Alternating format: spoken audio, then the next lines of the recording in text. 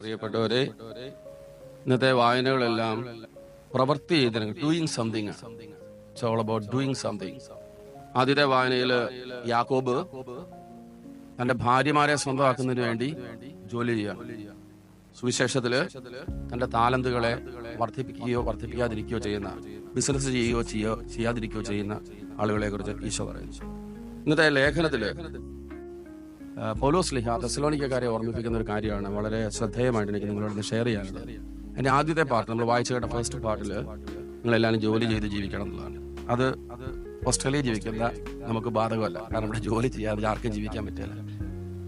മരിക്കുന്ന ദിവസം വരെ ജോലി ചെയ്താലേ മോർഗേജ് അടയൂ എന്നുള്ളതുകൊണ്ട് നമുക്ക് ആ തെസ്സലോനിയൻസിന്റെ പൗലോസ് ശ്ലീഹ തെസ്സലോനിക്കയിലെ ആളുകൾക്ക് കൊടുക്കുന്ന ഉപദേശത്തിന്റെ ഫസ്റ്റ് പാർട്ട് നമുക്ക് ആപ്ലിക്കബിൾ അല്ല. കാരണം നമ്മൾ ജോലി ചെയ്ത് കഷ്ടപ്പെട്ട് ജീവിക്കുക. പക്ഷെ അതിന്റെ സെക്കൻഡ് പാർട്ടിൽ പൗലോസ് ശ്ലീഹ പറയുന്ന ഒരു കാര്യമുണ്ട്, നിങ്ങൾക്ക് നന്മ ചെയ്യുന്നതിൽ മടുപ്പ് തോന്നാതിരിക്കുക. അത് നമുക്ക് ബാധകമാണ്. Do not be tired of doing good. ഇത് പൗലോസ് ശ്ലീഹ ഈ ഒരു message throughout the new ടെസ്റ്റമെന്റിലുണ്ട്. കാരണം ഈശോയെ കുറിച്ച് നമ്മൾ കാണുന്നത് he went about doing good. ഈശോയുടെ ജീവിതത്തെ നമുക്ക് ഏറ്റവും സമ്മറൈസ് ചെയ്യുകയാണെങ്കിൽ ഇങ്ങനെ പറയാൻ പറ്റും, ഹി വെന്റ് അബൌട്ട് ഡൂയിങ്. അപ്പൊ ഈശോ നന്മ ചെയ്ത് കടന്നുപോയി. പൗലോസ് ശ്ലീഹ ഗലാത്യക്കാരെ ഓർമ്മിപ്പിക്കുന്ന ഇത് തന്നെയാണ്, നിങ്ങൾ നന്മ ചെയ്യുന്നതിൽ നിങ്ങൾക്ക് ഒരിക്കലും മടുപ്പ് തോന്നരുത്. മടുപ്പ് തോന്നാതിരുന്നാൽ യഥാകാലം നിങ്ങൾക്ക് ഫലമെടുക്കാം. ഹെബ്രായക്കാർക്ക് എഴുതിയ ലേഖനത്തിൽ പൗലോസ് ശ്ലീഹ പറയാണ്, നിങ്ങൾക്ക് നന്മ ചെയ്യുന്നതിൽ മടുപ്പ് തോന്നും. അപ്പൊ അത് നമ്മളോട് ഈ വചനം റിപ്പീറ്റ് ചെയ്ത് പറയുമ്പം ഒരു നമ്മുടെ ജീവിതത്തിലെ ഒരു റിയാലിറ്റി വേർഡ് ഓഫ് ഗോഡ് നമ്മളോട് ഷെയർ ചെയ്യാണ്. എന്താണ്? നന്മ ചെയ്യുന്നതിൽ നമുക്ക് മടുപ്പ് തോന്നും. അല്ലേ? ഒരു പ്രാവശ്യം എന്നോട് ഒരു ചെറുപ്പക്കാരൻ പറഞ്ഞു, അച്ഛൻ എൻ്റെ വീട്ടിൽ നിന്ന് വരണം, അച്ഛൻ അവധിക്ക് വരുമ്പോൾ എൻ്റെ വീട്ടിൽ നിന്ന് വരണം, എൻ്റെ അമ്മ വയ്യാണ്ടിരിക്കുകയാണ്, അമ്മേനെ ഒന്ന് കാണണം. അപ്പോൾ അങ്ങനെ ഞാനൊരു അവധിക്ക് നാട്ടിൽ പോയപ്പോൾ ആ ചെറുപ്പക്കാരൻ്റെ വീട്ടിൽ പോയി. അപ്പോൾ അവൻ്റെ അമ്മ എന്നോട് പറഞ്ഞു, അമ്മ വളരെ നന്മ ചെയ്തുകൊണ്ടിരുന്ന, ഈ ചെറുക്കൻ വിദേശത്ത് പോയപ്പോൾ മുതൽ ഒരുപാട് മനുഷ്യരെ സഹായിച്ചുകൊണ്ടിരുന്ന ഒരു അമ്മയാണ്.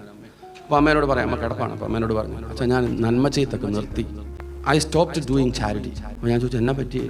അപ്പോൾ അമ്മേനോട് പറഞ്ഞു, അച്ഛാ ഞങ്ങളുടെ അയൽപക്കത്ത് എൻ്റെ വീട്ടിലെന്നും ഞങ്ങൾ ചെക്കൻ പഠിക്കാനായിട്ട് വിദേശത്ത് പോയപ്പോൾ മുതൽ ഞാൻ വീട്ടിൽ തന്നെയായി.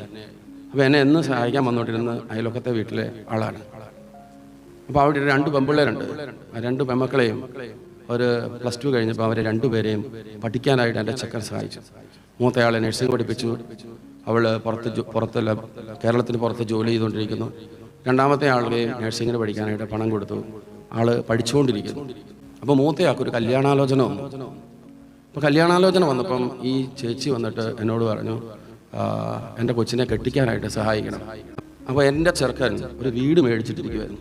അപ്പോൾ അവൻ്റെ കയ്യിൽ പൈസയൊന്നും മിച്ചമെടുക്കാനില്ല. അപ്പം ഞാൻ അവരോട് പറഞ്ഞു, കല്യാണത്തിനുള്ള പൈസ തരാനിപ്പോൾ ഇല്ല, ഇളയാൾക്കുള്ള 1.5 ലക്ഷം രൂപ വെച്ച് ഞാൻ എല്ലാ വർഷം തരുന്നുണ്ടല്ലോ. അപ്പം അന്ന് ആ ചേച്ചി വീട്ടിൽ നിന്ന് ഇറങ്ങിപ്പോയതാണ്. പിറ്റേ ദിവസം മുതൽ ആ വീട്ടിലെ ഒരു ജോലിക്കും ആ സ്ത്രീ വന്നിട്ടില്ല. അന്ന് മുതൽ ഞാൻ തനിച്ചായിരുന്നു. നമ്മൾ ചെയ്യുന്ന നന്മയൊക്കെ അവിടെ പോവുക. അതുകൊണ്ട് ഞാൻ ഈ നന്മ ചെയ്തങ്ങ് നിർത്തി. പൗലോസ് ശ്ലീഹ പറയാണ്, do not be tired of doing good. നിങ്ങൾക്ക് എല്ലാവർക്കും ഇത് കൂട്ട് സിമിലർ ആയിട്ടുള്ള എക്സ്പീരിയൻസ് ഉണ്ടെന്ന് എനിക്കറിയാം. വിദേശ മലയാളികൾക്ക് ഉണ്ടാകുന്ന ഒരു കോമൺ ഷെയർഡ് എക്സ്പീരിയൻസ് ആണ് നന്മ ചെയ്തിട്ട് മടുപ്പ് തോന്നുക എന്നുള്ളത്. നമ്മൾ ചെയ്യുന്നതിനെ ഇത്രയൊക്കെ മതിയോ, ഇത് കൂടുതൽ നിങ്ങൾക്ക് തരാൻ പറ്റില്ലേ എന്നൊക്കെ ചിന്തിക്കുന്ന ആൾക്കാരുണ്ടാവും. ചെയ്തത് പോരാന്ന് ചിന്തിക്കുന്നവരുണ്ടാവും, വേണ്ടത്ര കൺസിഡർ ചെയ്തില്ല എന്ന് ചിന്തിക്കുന്ന ആൾക്കാരുണ്ടാവും. അപ്പം അങ്ങനെ പലതരത്തിൽ നമ്മളിലെ നന്മയെ ഇങ്ങനെ മടുപ്പിച്ച് മേലിൽ ഒരു നന്മയും ചെയ്യാതിരിക്കാൻ മാത്രം നമ്മുടെ ഹൃദയത്തെ കഠിനമാക്കുന്ന ഒരു എക്സ്പീരിയൻസിനെയാണ് പൗലോസ് ശ്ലീഹ നമുക്ക് ഷെയർ ചെയ്തത്. അപ്പോൾ എങ്ങനെ നമുക്ക് ടയേർഡ് ആകാതിരിക്കാം?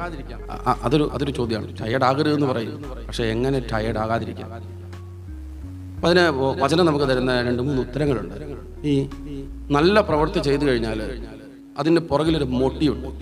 ഒന്ന് ആ പ്രവൃത്തിയുണ്ട്, 2 ഒരു മോട്ടീവുണ്ട്. ഈ 2 കാര്യവും കൂടെ ക്ലാരിറ്റിയോടുകൂടി ചേർന്ന് നിൽക്കുമ്പോഴാണ് അതൊരു നല്ല പ്രവൃത്തിയാകുന്നത്.